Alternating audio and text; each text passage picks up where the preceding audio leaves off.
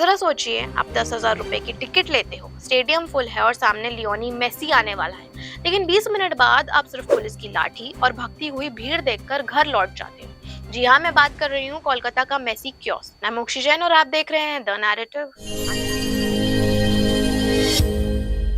आज हम बात करते हैं उस दिन की जब फुटबॉल का सपना वेस्ट बंगाल में एक ग्लोबल एम्बैरेसमेंट बन चुका है। कोलकाता के सॉल्ट लेक स्टेडियम में सब कुछ परफेक्ट लग रहा था। मोहन बगान का मैच, पैक्ड क्राउड और बीच मैच के लियोनी मेसी की एंट्री। फैंस के लिए ये once in a lifetime movement रहने वाला था। लेकिन जैसे ही मेसी स्टेडियम के अंदर आते हैं, पूरा सिस्टम कोलैप्स हो जाता है। मेसी अपनी गाड़ी से ग्राउंड पर आए और बस उसके बाद जो हुआ वो किसी ने इमेजिन भी नहीं किया था। पुलिसमैन, कैमरामैन, ऑर्गेनाइजर्स, नेता एंड वीवीआईपीज सब एक साथ पिच पर घुस गए। कोई कंट्रोल नहीं, कोई प्लान नहीं। ऑर्गेनाइजर्स माइक पर बस ये बोलते रहे, प्लीज स्पेस दीजिए, प्लीज फील्ड खाली कीजिए।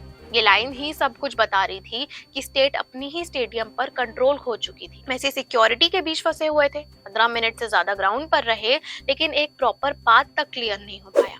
हजारों लोग जो स्टैंड्स में बैठे हुए थे, उन्होंने मेसी को ठीक से देखा तक नहीं। 5 फुट 7 इंच के मेसी भीड़ में गायब से हो गए और गुस्सा बढ़ता गया, क्योंकि फैंस के बीच घुसने के बजाय मिनिस्टर्स और वीवीआईपीज मेसी के पास फोटो और फुटेज के लिए टूट पड़े। इवेंट ऑर्गेनाइजर और स्पोर्ट्स मिनिस्टर्स भी पिच पर नजर आए। फैन मूवमेंट को पॉलिटिकल शो बना दिया गया। मेसी मेसी के नारे धीरे धीरे बूज में बदल दिए गए। प्लास्टिक बॉटल्स फेंकी गई, स्टेडियम का सामान टूटा, सिचुएशन इतनी बिगड़ गई कि पुलिस को लाठी चार्ज करना पड़ा। सोचिए आयरनी, फुटबॉल का ग्रेटेस्ट प्लेयर इंडिया आता है और फैंस को उसे दूर भगाने के लिए लाठी चलाई जाती है। सिर्फ 22 मिनट बाद मेसी को वापस कार में बैठाकर निकाल दिया जाता है। जाते वक्त क्राउड चिल्ला रहा था, वी वांट मेसी, लेकिन ज्यादा लोगों ने उन्हें देखा तक नहीं। बाद में चीफ मिनिस्टर ने अपॉलॉजी दी, एक इंक्वायरी कमेटी बन गई, लेकिन सवाल ये है कि क्या अपॉलॉजी से गवर्नेंस की फेलियर छुप जाती है? और ये सिर्फ कोलकाता की कहानी नहीं है। ये साल बेंगलुरु में आरसीबी की आईपीएल विक्ट्री के बाद सेलिब्रेशन हुआ। सबको पता था कि भीड़ आएगी ही आएगी। 18 साल बाद टाइटल मिला था, फिर भी प्लानिंग जीरो थी। रिजल्ट एक भयानक स्टैम्पीड, कम से कम 11 लोगों की जान चली गई। एंट्री और एग्जिट का प्रॉपर सिस्टम नहीं, बैरिकेडिंग वीक, पुलिस और इमरजेंसी रिस्पॉन्स अंडर प्रिपेयर्ड। ये कोई एक्सीडेंट नहीं था, ये मैन मेड डिजास्टर था।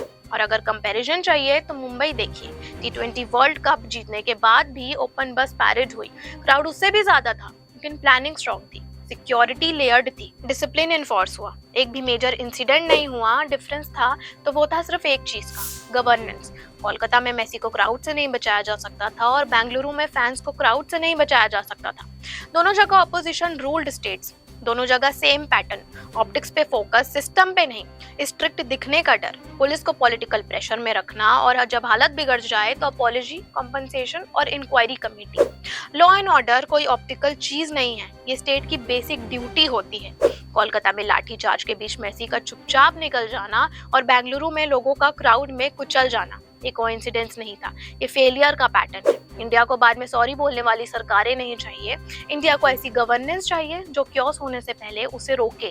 और बार बार ऑपोजिशन रूल्ड स्टेट से प्रूव कर रही है कि जब बात लॉ एंड ऑर्डर की आती है तो वो सबसे बेसिक जिम्मेदारी भी नहीं निभा पाते। मेसी का चुपचाप निकल जाना हो या बेंगलुरु का स्टैम्पीड, हर जगह सबसे ज्यादा नुकसान फैंस का हुआ है।